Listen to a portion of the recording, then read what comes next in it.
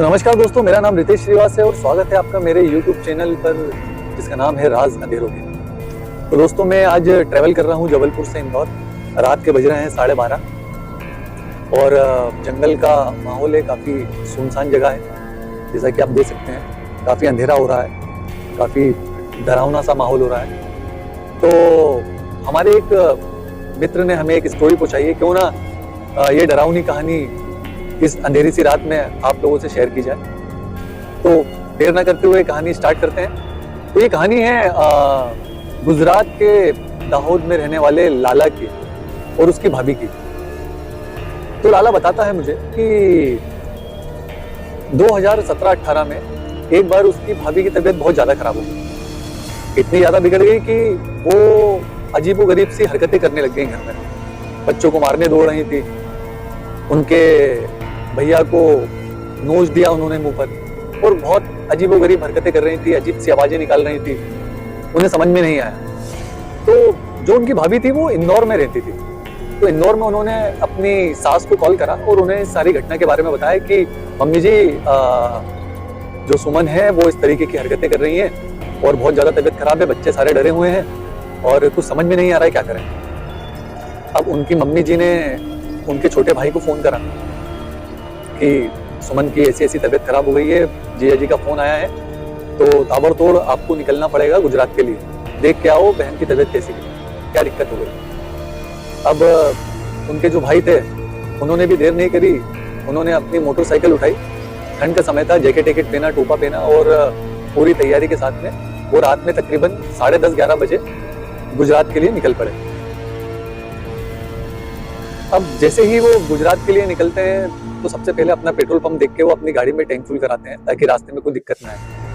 अपने दोस्त से एक बात कर चुके होते हैं तो वो अपने एक मित्र को भी साथ में ले लेते हैं। अब ये दोनों मित्र रात को गुजरात के लिए निकलते हैं। ठंड बहुत ज्यादा होने के कारण रास्ते में कई बार उन्हें स्टॉप लेना पड़ा चाय पीने के लिए, अपने आप को थोड़ा सा वार्म करने के लिए। आप भी समझते हैं कि दिसंबर जनवरी में कितनी ज्यादा ठंड होती है। अब ऐसी कंडीशन में वो सुबह 5, 5:30, 6 बजे गुजरात पहुंचते हैं। गुजरात पहुंचने के बाद में जब वो अपनी बहन की स्थिति देखते हैं तो बहुत ही खराब स्थिति थी, मतलब बेसुध सी पड़ी हुई थी, कपड़े इधर उधर फैले हुए थे, पूरी रात हो गई थी। उनके जीजा ने बताया कि इन्होंने पूरी रात भर परेशान करा, बच्चे डर के मारे ऊपर उनके बड़े भाई के पास में चले गए।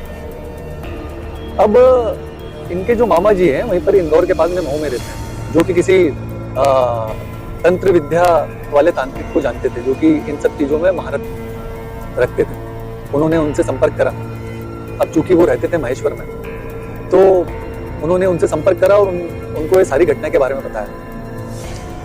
तो पंडित जी ने भी देर ना करते हुए उनसे कहा कि उन्हें फटाफट गाड़ी करके महेश्वर ले आया जाए। अब टैक्सी वालों को फोन किया जाता है, सारे टैक्सी वाले मना करते जाते हैं, वो ये आने को रेडी नहीं। जीजा जी इतने परेशान हो गए कि उनको 2 गुने पैसे देने के लिए रेडी थे, क्योंकि स्थिति काफी खराब थी उनकी बाइक की। जैसे तैसे करके एक टवेरा वाला माना और उनको गाड़ी में बिठाया गया। वो बैठे साथ में और उनके भाई और उनके दोस्त पीछे मोटरसाइकिल से चलने लगते। महेश्वर पहुंचे। अब महेश्वर में जैसे ही उन पंडित जी के घर से 200 मीटर की दूरी पर पहुंचते हैं तो वो वापस से उसी तरीके की हरकतें करना चालू कर दी थी। उनकी स्थिति इतनी ज्यादा खराब हो गई कि वो जिस भी इंसान को जहां से पकड़े थे वो 5-6 फीट दूर उनको फेंक दे रही थी। उनमें पता नहीं ऐसी ताकत कहाँ से आ गई थी, और मतलब इस तरीके की हरकतें देखकर काफी डर गए उनके मतलब मिस्टर भी डर गए, उनके देवर भी डर गए और मतलब बहुत डर का माहौल बन गया था। अब पंडित जी ने अपने आश्रम के अंदर से ही बैठकर कुछ मंत्र उच्चारण करने चालू करे।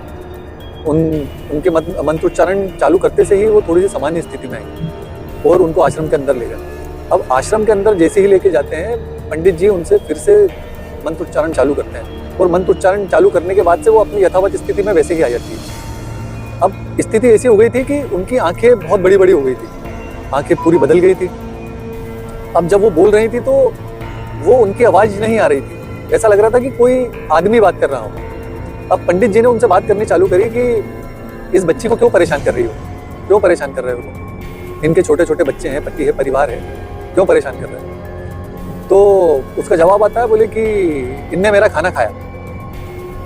पंडित जी ने बोला कैसे खाया, तो वो तो कुछ नेगेटिव एनर्जी थी, वो बात करने लग गई कि हम लोग इनकी छत पर थे, हम लोग खेल रहे थे, वहाँ हमारे बेर रखे हुए थे, तो इन्होंने उसमें से एक बेर उठा के खा लिया।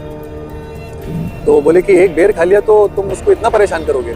बोले वो हमारा खाना था, इनने कैसे खा लिया? तो बोले क्या चाहते हो?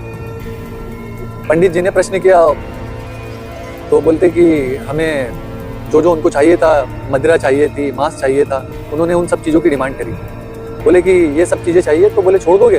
बोले पहले लाके दो, उसके बाद छोड़ेंगे। बोले ठीक है, बोले मैं लेके तो आ जाऊंगा, और अगर नहीं छोड़ा तो? बोले पहले लेके तो आओ। बोले अगर नहीं छोड़ा तो क्या करोगे? इस तरीके के उनके संवाद चलने लगा, बहस चलने लग गई। उन्होंने पंडित जी को घूर कर देखा और इन नजरों से देखा कि 1 मिनट के लिए तो पंडित जी भी सहर गए। मतलब वो माहौल इतना डरावना हो गया कि पंडित जी ने वापस से मंत्रोच्चारण चालू करे, और मंत्रोच्चारण चालू कर कर उनकी जो भी तांत्रिक विद्या थी उनको उन्होंने क्या करा, कैसे करा कि वो उस स्थान से हिल नहीं पा रही थी, इधर उधर भी नहीं हो पा रही। वो सारी क्रिया करने के बाद में पंडित जी आखिर में कुछ उनकी जो सामग्री होती है, नींबू नींबू ऐसे सब कुछ बुलाकर उनका उतारा करते हैं, और जैसे ही वो उतारा करते हैं तो वो नॉर्मल कंडीशन में आती हैं और बेहोश हो जाती हैं। अब पंडित जी उनके परिवार वालों से कहते हैं कि ये समस्या का निराकरण तो मैंने अभी कर दिया है, लेकिन आपके घर चलना पड़ेगा। इनको वापस गुजरात ले आया जाता है, और 3 दिन बाद में वो गुजरात उनके घर पे पहुंचते हैं। गुजरात जब उनके घर पहुंचते हैं तो उनको पूरा घर भ्रमण करने के बाद में और छत पे घूमने के बाद में सारी चीज़ें पता चल जाती हैं, क्योंकि उनका काम ही यही था, तंत्र विद्याओं का ही काम था। तो वो उनके हस्बैंड को बताते हैं कि ये सब चीज़ें जो करवाई हैं, ये जो तंत्र विद्या कराई है, ये आपकी जो भाभी हैं, मतलब आपके बड़े भाई की बहन है, इन्होंने कराई है, और ये उत्तर प्रदेश से करी हुई है। ये सारी चीज़ें उनको बताते हैं। उसके बाद में सारे तंत्र विद्याओं से उन सब चीज़ों को वहाँ से भगाया जाता है उनके छत पे। तो दोस्तों, रात के इस डरावने माहौल में हम जंगल से निकल रहे हैं, हाईवे पे चल रहे हैं, तो मेरे को भी डर लग रहा है और मेरे भी रोंगटे खड़े हो रहे हैं कहानी सुनाते हुए। अब लाला की भाभी की कहानी कितनी सच है, कितनी झूठ है, ये तो मैं नहीं कह सकता, लेकिन ये तो सच बात है कि उन तांत्रिक बाबा के आने के बाद में ही उनकी तबीयत ठीक हुई, और उनकी तंत्र विद्या के बाद में ही वो अपनी आज जीवन शैली नॉर्मल जी रहे हैं। तो दोस्तों, ये लाला और उनकी भाभी के साथ में बीती हुई घटना आपको कैसी लगी, प्लीज कमेंट करके बताइएगा।